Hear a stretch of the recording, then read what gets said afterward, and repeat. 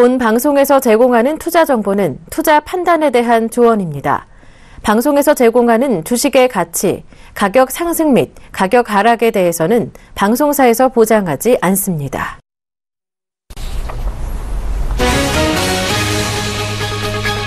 뉴욕 증시에서 주요 지수는 국제유가 약세에 에너지주가 급락하면서 하락 마감했습니다. 다우지수는 0.42% 하락하면서 18,493.06의 거래를 마쳤고 S&P 500 지수와 나스닥 지수는 각각 전 거래일보다 0.39%, 0.05% 떨어졌습니다. 공급 과잉 우려가 되살아나면서 국제유가가 2% 이상 하락했습니다. 미국 뉴욕 상업거래소에서 서부 텍사스산 원유 9월 인도분은 전일보다 2.4% 내린 배럴당 43달러 13센트로 거래를 마쳤습니다. 이는 종가 기준으로 지난 4월 26일 이후 가장 낮은 수준입니다. 유럽 주요국 증시가 유가 약세 등의 영향을 받은 가운데 혼조세로 거래를 마쳤습니다. 영국 FTSE 100 지수는 전 거래일보다 0.30% 하락했습니다. 국제유가가 하락하면서 로열 더치셀 등 석유 기업들의 주가가 큰 폭으로 빠졌습니다.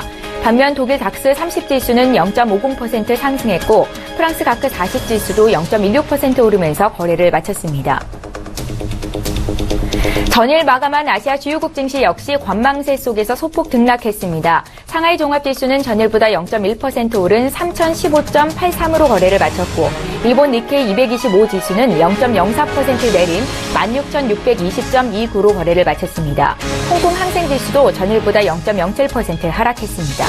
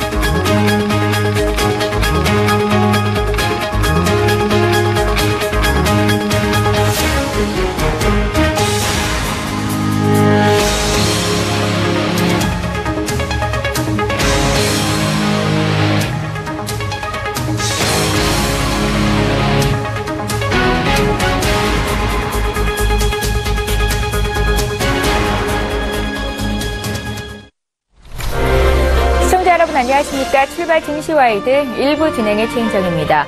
오늘 미국에서는 주요 기업들의 실적 발표가 있었는데 주요 경제지표 발표는 없었습니다. 유가 흐름에 주목하자라는 움직임이 나왔었는데요.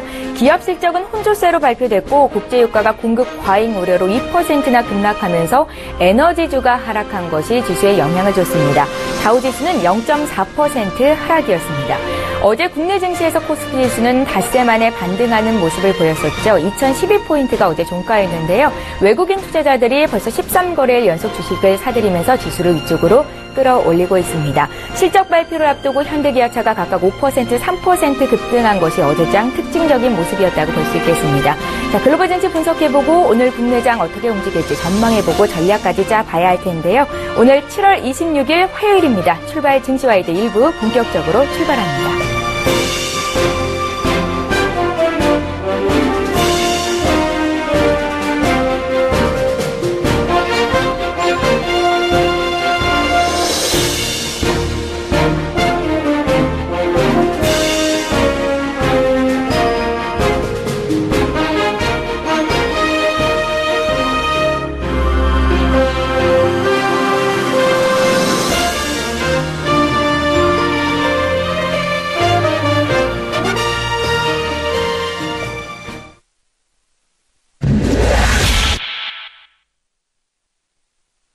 예, 글로벌 시장 분석해보고 국내장 전략까지 짜보겠습니다. 화요일을 책임질 마켓 리더는요, 메리츠정금증권의 김지훈 과장이십니다. 전화로 연결해볼게요. 안녕하세요, 과장님. 네, 안녕하십니까. 예, 한국은행이 오늘 올해 2분기 실질 국내 총생산 속보치를 발표했습니다. 지금 막 결과가 나온 것으로 보이는데요. 시장에서는 2분기 GDP가 1분기보다는 소폭 나아졌을 것이다, 이렇게 관측을 했었습니다. 결과가 어땠는지요?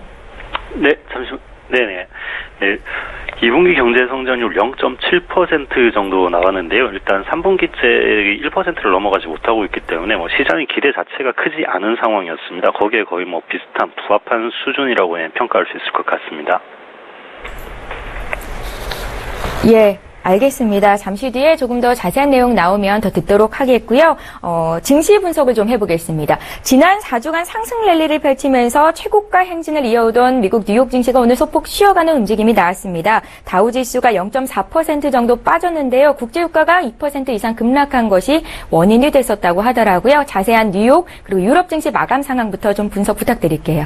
네, 방금 말씀하신 대로 일단 유럽 증시나 미국 증시 전부 다 큰 움직임, 특징적인 움직임 없이 대부분 보합세 위주의 움직임으로 마감을 했고요. 미국 증시 같은 경우는 좀 유가가 좀 급락을 하면서 좀 에너지주 위주로 다소 조정이 나타나긴 했지만, 하지만 큰 조정이라고 볼 수 있을 정도의 조정은 아니었고요. 일단 차익 실현을 어느 정도 좀 차익 실현 욕구로 불러일으킬 수 있을 정도의 작은 조정이라고 할 수 있겠습니다. 지금 현재로서는 워낙 통화정책 회의를 앞두고 있기 때문에 뭔가 확실한 포지션을 좀 취하기는 투자자 입장에서 좀 힘들 것으로 보여지고 있습니다. 예. 어제 마감했던 아시아 증시 좀 볼게요. 아시아 증시가 혼조세로 거래를 마쳤는데요. 일본 증시는 소폭 하락이었고 상해 종합 지수는 올랐었네요. 이제는 시장에서 각국 중앙은행들의 행보에 관심이 쏠리고 있는 상황인 것 같습니다. 어제 마감했던 아시아 증시도 좀 봐주십시오. 네, 아시아 증시 방금 말씀드린 대로 미국이나 유럽 증시와 그다지 별 차이점이 없이 움직였는데요. 통화정책 회의를 다 앞두고 있기 때문에 뭔가 확실한 움직임을 취하기가 굉장히 힘듭니다. 일본이나 중국 증시 다 마찬가지로 비슷한 보합 움직임을 보이고 있습니다. 아무래도 이번 주 내내 동안 이 통화정책 회의 결과가 나오기 전까지는 좀 관망세 짙은 움직임이 나올 수밖에 없을 것으로 보여지고 있습니다. 예, 말씀을 하셨다시피 이번 주에는 미국과 일본에서 주요 은행들이 통화정책 회의를 개최하게 되는데요. 미국 연준은 경제지표 호조에 따라서 9월에 기준금리 인상 시그널을 내비칠 수 있을지, 또 일본은행은 통화정책 회의에서 추가적인 경기 부양책에 대해서 언급을 할지가 포인트인 것 같습니다. 각각 어떻게 전망하고 계시는지요? 네, 아무래도 미국 같은 경우는 금리 인상 기대감이 있고 일본 같은 경우는 추가 경기 부양책 기대감이 있는데요. 분명 수개월 이내 혹은 올해 하반기 이내 로는 이러한 정책들을 시행을 할 것이라는 기대감은 분명히 존재하고 있습니다. 하지만 그 시기가 당장 이번 7월달, 8월달 이때 시행하기는 좀 힘들 것으로 보고 있는데요. 일단 브렉시트가 결정된 지 이제 불과 거의 채 한 달 정도밖에 지나지 않은 시점이기 때문에 지금 각국에서는 어느 정도 좀 더 나타나는 지표들을 좀 더 관찰을 해보고 그 뒤에 뭔가 확실한 행동을 취할 수 있을 것으로 보여지고 있거든요. 그렇기 때문에 이번 달 통화정책 회의에서는 뭔가 확실한 액션을 취하기보다는 다음번 액션을 취하기 위한 좀 준비 과정, 이 정도의 문구 정도가 담길 것으로 예상을 하고 있습니다. 일본은 어떻게 전망하세요? 네, 일본 역시 마찬가지입니다. 일본 같은 경우도 얼마 전에 일본은행 총재 구로다 총재와 벤 버냉키 의장이 만나면서 일본이 헬리콥터 머니를 뿌릴 준비를 하고 있는 것이 아니냐, 이런 관측이 나왔었는데요. 하지만 거기에 대해서 구로다 총재가 부인을 했는데다가, 그리고 이번 하반기 들어서 미국이 금리 인상에 나서게 되면은 그때는 자연스럽게 엔화 약세가 유도될 수밖에 없을 것이거든요. 그렇게 본다면은 일본이 헬리콥터 머니를 뿌린다든지 이러할 가능성은 많지 않아 보이고요. 추가 경기 부양책에 대해서는 충분히 하반기 중에는 가능성이 있어 보입니다. 네, 알겠습니다. 자, 또 하나 눈여겨볼 사안이 바로 미국과 일본에 보이지 않는 환율 신경전일 텐데요. 미국은 일본의 외환시장 개입을 노골적으로 불만을 나타내면서 견제를 강화하고 있습니다. 두 나라 간 환율 신경전은 어떻게 전개될 것으로 보시는지요?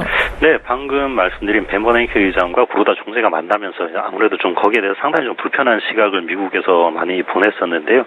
하지만 그 후에 구로다 총재가 헬리콥터 머니에 대한 필요성을 느끼지 못한다고 얘기를 했고, 그리고 일본 같은 경우도 추가 경기 부양책에 대해서는 어느 정도 좀 액션을 취할 것 같지만 구로다 총재 본인 스스로가 헬리콥터 머니에 대한 필요성을 부정을 했기 때문에 앞으로 환율에 대한 신경전이 더 심화될 것 같지는 않습니다. 그리고 하반기 갈수록 이제 미국 금리가 인상이 된다면 그때는 엔화 약세가 자연스럽게 유도될 수 있을 것이고요. 하반기 들어서 미국 금리가 인상이 된다면 엔화 약세는 자연스럽게 이어질 것이다. 이렇게 분석을 하고 계십니다. 자, 계속해서 국내 증시 쪽으로 좀 오겠습니다. 국내 증시가 실적 시즌 절정을 맞아서 단기 분수령에 진입했다라고 이야기를 하던데요. 업종 대표주들의 실적이 줄줄이 발표가 되고 있습니다. 오늘은 또 현대차가 실적을 발표할 텐데 어제 장에서 현대차가 또 5% 급등하면서 투자 심리를 다소 호전되게 만들기도 하더라고요. 집중해볼 섹터가 있다면 또 어떤 종목들 저희가 또 투자 포인트로 가져가면 좋을지 말씀 부탁드릴게요. 일단 실적 시즌이 되면은 뭐 예상했던 실적보다 상당히 컨센서스를 상회하는 이러한 업종들이 좀 주목받을 수밖에 없을 텐데요. 이번 실적 시즌에서는 주로 금융주 그리고 건설, 자동차 이런 쪽이 주목을 받고 있는 것 같습니다. 하지만 투자자분들께서 투자 전략을 세우는 데 있어서는 이렇게 그때그때 이 시장의 컨센서스보다 더 실적이 잘 나올 것 같은 종목들을 찾아다니시는 것은 좀 투자 정보력에 한계가 있기 때문에 그렇게 쉽지는 않을 것으로 보여지고 있습니다. 그렇기 때문에 기존의 성장주라고 예상을 했던 이러한 업종들이 예상만큼 어떻게 실적이 나오는지 이 부분에 조금 더 초점을 맞추시고 실적 시즌을 즐기시는 것이 조금 더 저는 더 권유를 해드리겠습니다. 예, 실적 추정치가 한 달 전에 비해서 좋아졌다라는 기업들을 쫓아다니기보다는 하반기 전반적으로 실적이 좋아질 기업들을 눈여겨보자라는 말씀이신 것 같습니다. 자, 코스피가 어제 이제 닷새 만에 상승 반전하면서 2012포인트까지 올라와 있는데요. 외국인들이 또 13거래일 연속 주식을 사주고 있고요. 앞으로 증시 상승 가능성에 대해서는 어떻게 보고 계신지요? 네, 아무래도 이번 2000선까지 올라온 데 있어서는 외국인의 비중이 절대적이었습니다. 그 외국인이 계속해서 지금 매수 포지션을 취하고 있기 때문에 아직까지 어느 정도 긍정적인 시각을 가질 수 있을 것이고요. 다만 기관의 외도가 워낙 지금 아직까지도 여전히 강하기 때문에 여기에서 뭐 지수가 크게 상승하리라고 기대를 하기보다는 한 2050선 정도까지 이 정도까지 가능성을 열어두시고 대응을 하시는 것이 좋아 보입니다. 예, 알겠습니다. 글로벌 증시 분석해보고 국내 시장 전략까지 짜봤습니다. 메리츠 종금증권의 김지훈 과장님의 의견 들어봤습니다. 잘 들었습니다. 네, 감사합니다.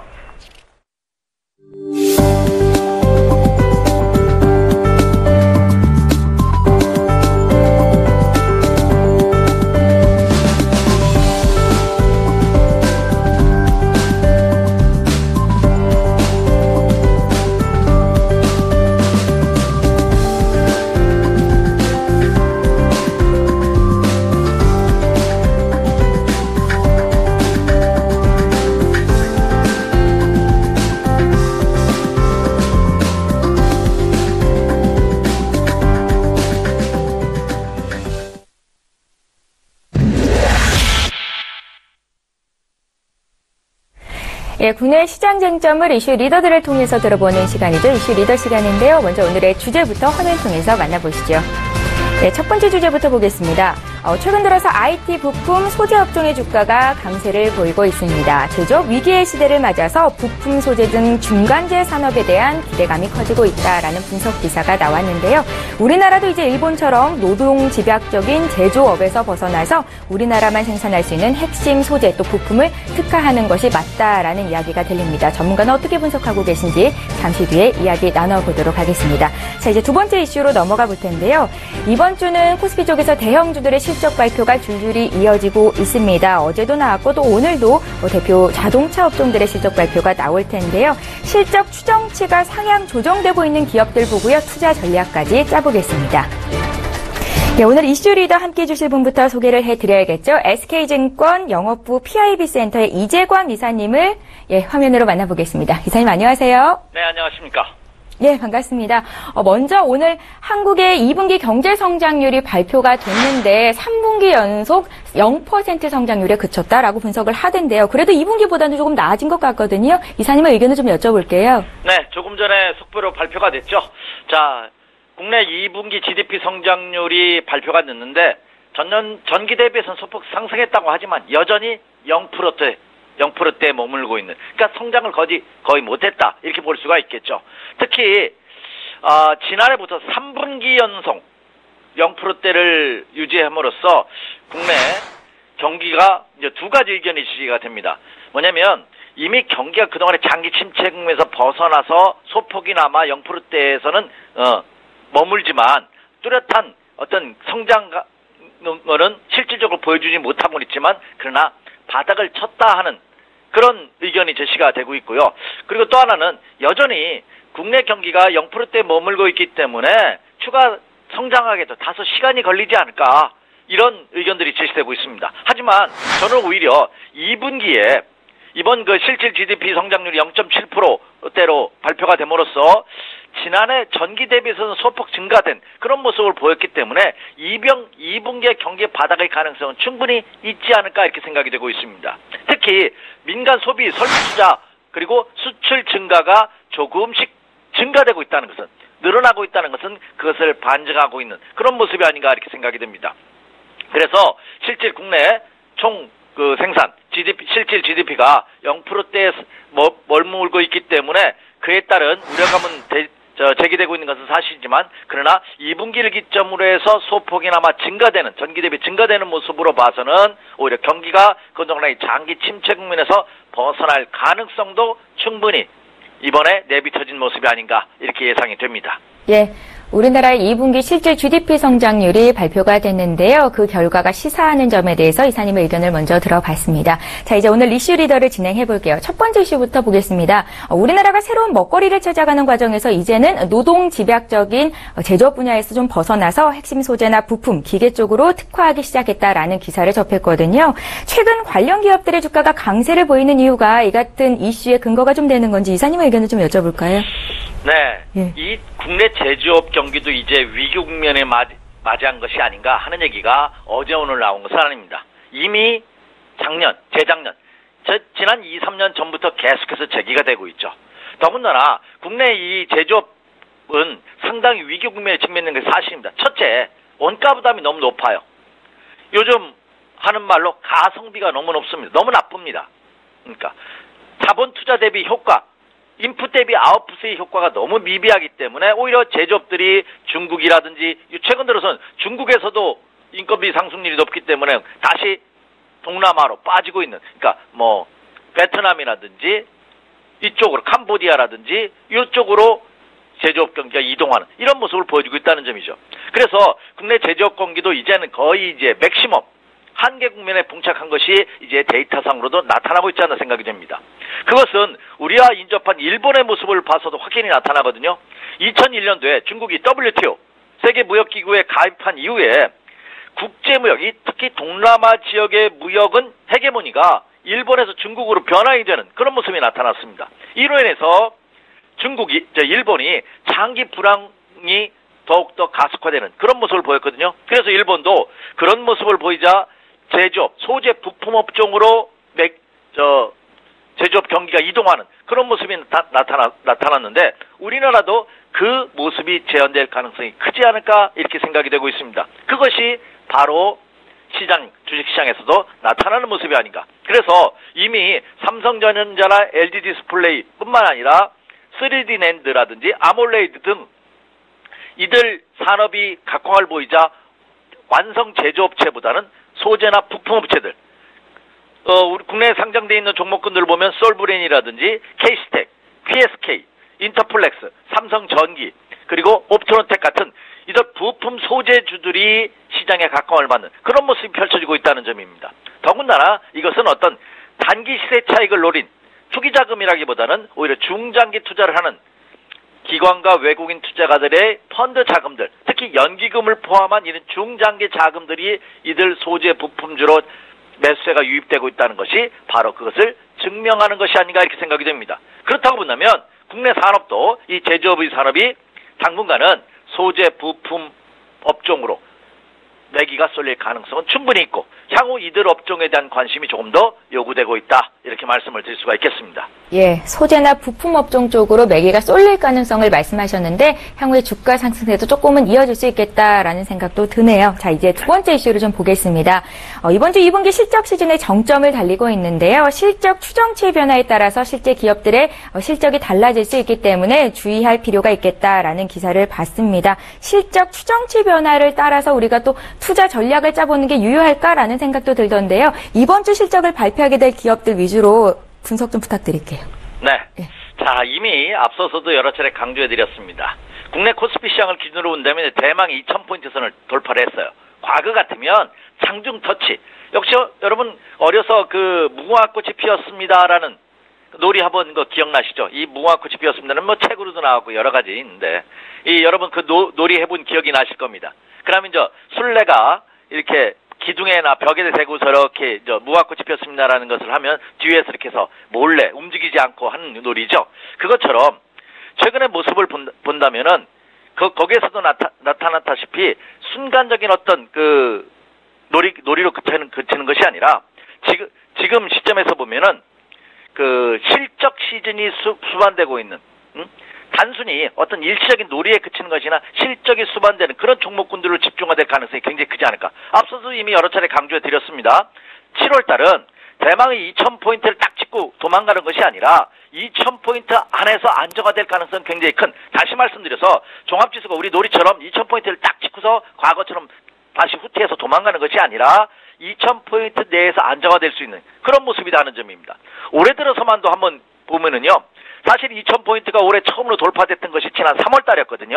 지난 3월 달에, 3월 21일 날, 그쵸? 3월 중순에 돌파했다가 바로 다시 2000포인트를 하회시키는, 붕괴시키는 그런 모습을 보였고, 4월 달도 마찬가지고요.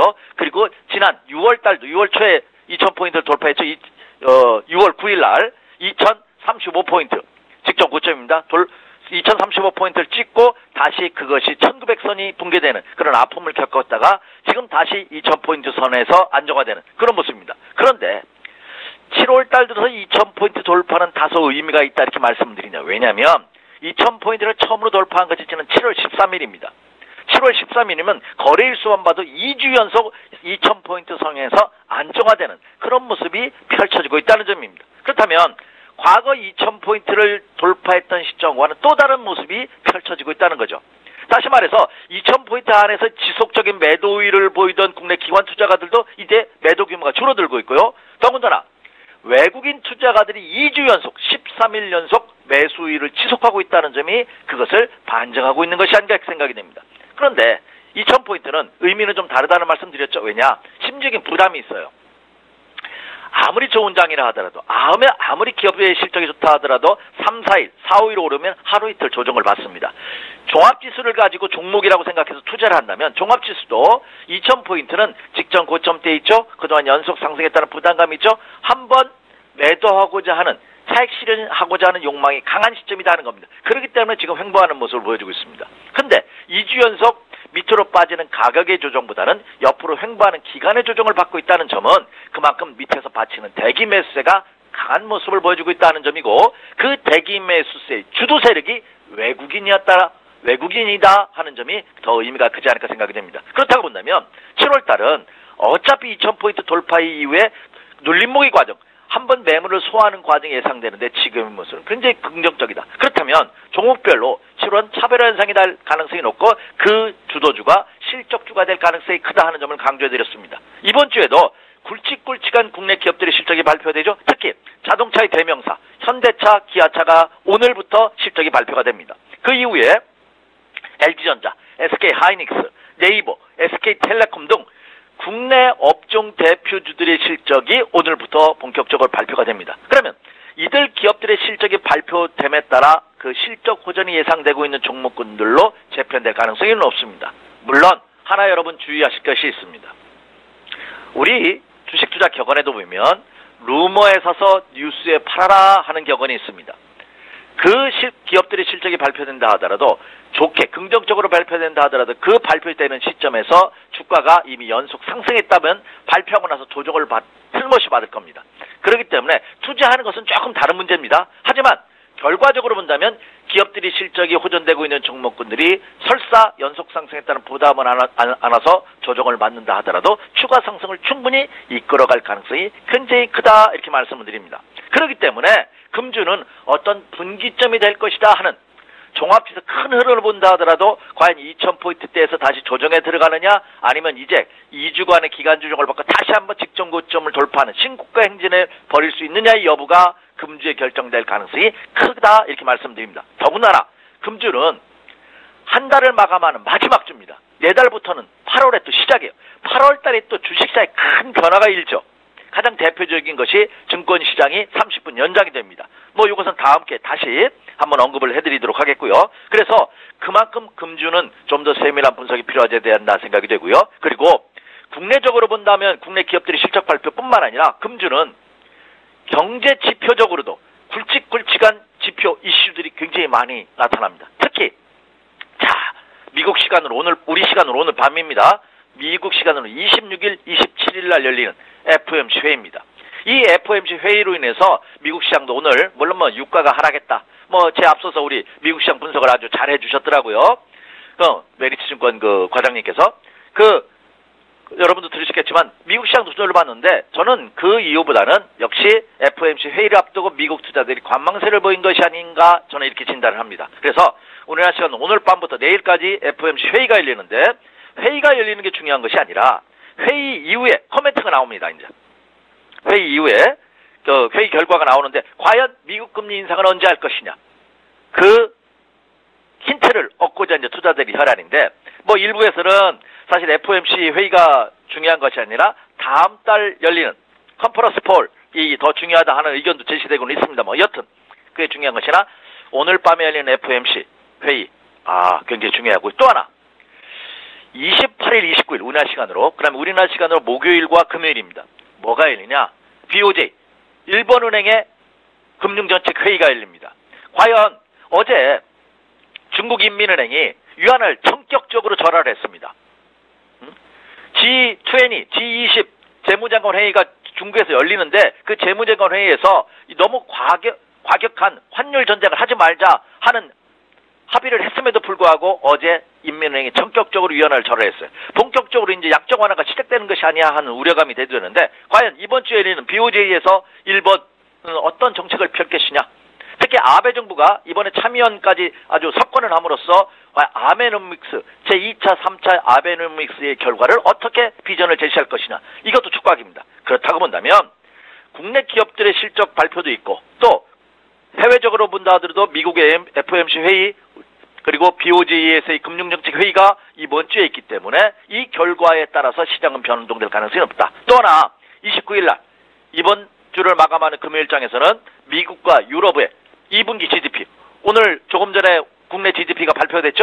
미국과 유럽의 GDP가 이번 주 금요일 또 발표가 됩니다. 그러니까 이런 굵직굵직한 이슈들 뜨거운 감자들 뜨거운 이슈들이 금주에 놓여져 있기 때문에 이 금주의 이런 대내적인 양상에 따라 국내 시장도 변할 가능성이 굉장히 크다. 그렇기 때문에 금주는 조금 더 움츠리면서 조심하면서도 이 정세 분석을 좀 더 면밀히 하셔야지만 능동적으로 8월달을 대처할 수 있지 않나 이렇게 예상이 됩니다. 예. 잘 알겠습니다. 이번 주에는 체크해볼 만한 글로벌 이슈들이 굉장히 많은 것 같습니다. 일단 이슈를 좀 보자면 코스피가 지금 2,000포인트를 찍고 7월 달에 안정세를 보일 가능성이 크다 이렇게 말씀을 하셨는데 기업들의 호실적이 발표가 되면 주가는 조금 흔들릴지라도 앞으로 실적이 좋아질 기업들에 투자하는 것이 맞겠다라는 의견 잘 들었습니다. 자, 이제 오늘 투자 포인트를 좀 짚어봐야 될 것 같거든요, 이사님. 네. 자, 금일 이미 말씀드렸다시피 한 주 이번 주가 굉장히 중요하다는 말씀드렸죠. 근데 저는 아직 상승 기조는 살아있다고 봅니다. 다만 포트폴리오를 이번 주에 좀 더 변경을 염두에 두셔야 되지 않나 이렇게 생각이 됩니다. 다시 말씀드려서 지난주까지 장을 이끌었던 주주들이 다소 숨고르기 과정에 들어간 종목군들이 나타나고 있습니다. 그리고 새롭게 부각되는 종목이 있어요. 그렇기 때문에 이번 주에는 좀 더 종목을 다시 한번 압축하고 슬림화하는 그리고 또 하나 중요한 것은 기존의 포트폴리오에서 좀 변화를 줘야 되지 않냐 이렇게 말씀을 드릴 수가 있겠습니다.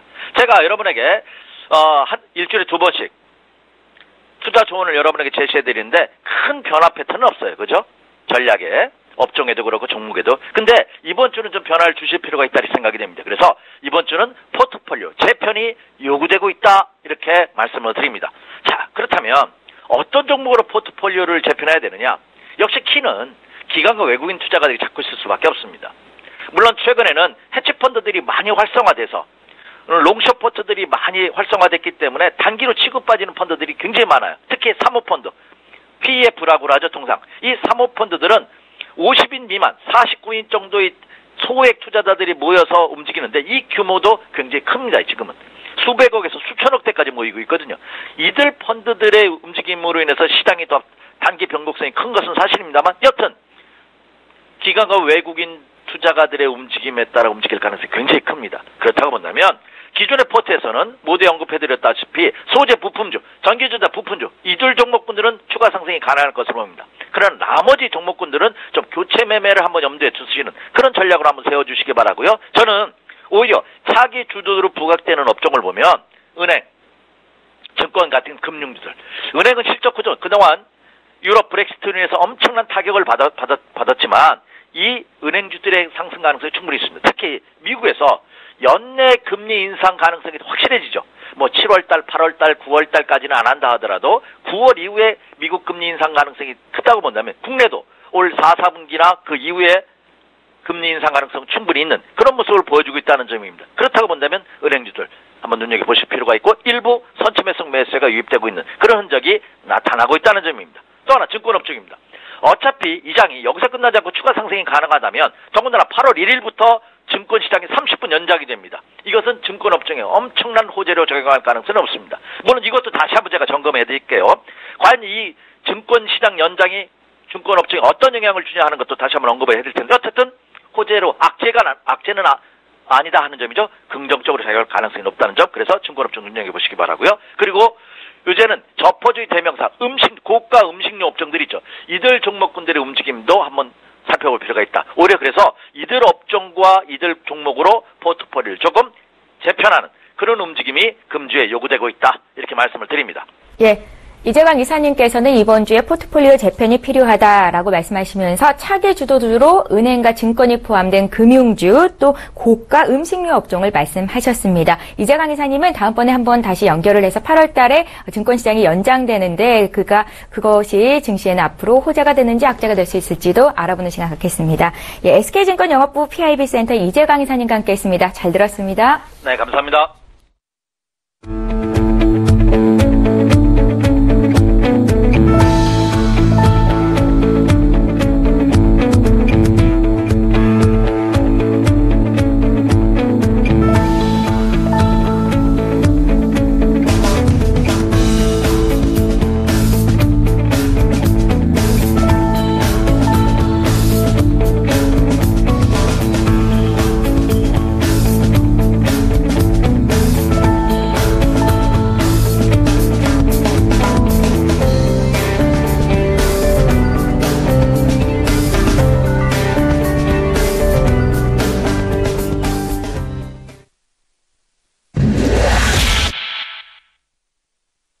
예, 전일장 수급 특징주 분석해 보겠습니다. IBK 투자증권 스마트금융팀의 박성환 차장님을 전화로 연결합니다. 차장님 안녕하세요. 네, 안녕하십니까? 예, 키는 외국인의 수급과 또 실적을 발표하고 있는 기업들인 것 같은데요. 먼저 코스피 쪽부터 수급 특징주 꼽아주십시오. 네, 하나금융지주가 눈에 띕니다. 전일 기관 및 외국인 3영업일 연속 쌍끌이 수매수가 나타났고 외국인 같은 경우는 특히 10일 거래일 연속 수매수입니다.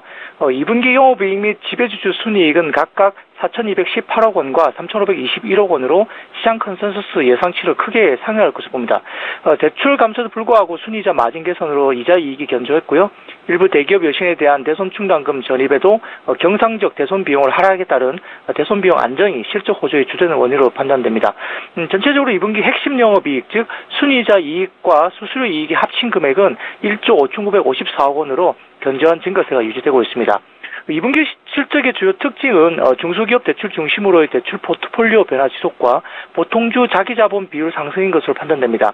1분기 말 기준 대출 포트폴리오에서 중소기업이 차지하는 비중은 37.3%로 상승한 반면 대기업이 차지하는 비중이 10.4%로 하락하면서 중소기업 대출 중심으로의 대출 포트폴리오 변화가 지속되고 있습니다. 전체적으로 하나금융지주의 2월 말 기준 보통주 자기자본 비율은 11.4%로 전분기 대비 1%포인트 개선됐습니다. 그동안 경쟁업체 대비 낮은 보통주 자기자본 비율은 배당 성향 상승 및 자산 성장의 제약 요인으로 작용하면서 주가의 디스카운트 요인으로 작용했습니다. 그러나 일부분들이 해소될 것으로 전망되고 있습니다. 현 주가는 12개월 포워드 기준 PBR이 0.32배 정도 순이기 때문에 업종 평균 0.42배 정도보다는 여전히 저평가 상태인 것으로 판단되고 있습니다. 예. 거래소 수급 특징주는 하나금융지주였고요. 코스닥 수급 특징주 볼게요. 좀 짧게 듣겠습니다. 네, 주성 엔지니어링입니다. 기관 외국인 2영업일 연속 쌍끌이 수매수와 외국인 10일 영업일 연속 순매수입니다. OLED와 3D 핸드 수혜로 볼 수 있겠고요. 4분기부터 본격적으로 성장 가능성이 있다고 봅니다. 전체적으로 LG 디스플레이와 SK 하이닉스 업황이 극심하게 악화되지 않는 한 주성 엔지니어링 같은 경우는 관련 투자 관련해서 시간 문제일 뿐 결국은 수혜를 볼 것으로 보고 있습니다. 본격적인 수혜 발화 시점은 가을에서 겨울 사이로 보고 있고요. OLED와 3D 핸드 수혜 중소형주 대부분이 시세 분출을 많이 한 상태인데 전체적으로 올해 1월 중순 동사 같은 경우는 9,200원 고점 이후에 단기 기간 조정을 보였습니다만은 최근에 LG 디스플레이와 SK 하이닉스 관련된 기대가 반영되면서 주가가 오르고 있습니다. 실적 모멘텀은 4분기부터 재차 반영되면서 전체적으로 온전히 내년에 실적이 반영될 것으로 보는데요. 아마 2분기 실적, 호실적 발표 이후에 3분기에 일시적인 반락이 있을 가능성이 있고요. 4분기 다시 실적 재상승으로 이어지면서 주가는 계단식 상승 추세를 탈 것으로 보고 있습니다. 이달 들어 눈에 띄게 급등세를 보이고 있는 주성 엔지니어링까지 전일장 수급 특징주로 분석해 주셨습니다. IBK 투자증권 스마트금융팀의 박성환 차장님의 의견 들어봤습니다. 잘 들었습니다. 감사합니다. 예, 출발 증시와이드 1부는 여기서 마치고요. 저희는 잠시 뒤 2부 시간에 다시 돌아오겠습니다. 고맙습니다.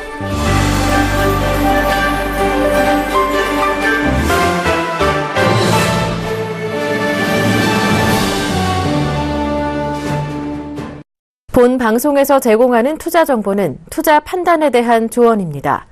방송에서 제공하는 주식의 가치, 가격 상승 및 가격 하락에 대해서는 방송사에서 보장하지 않습니다.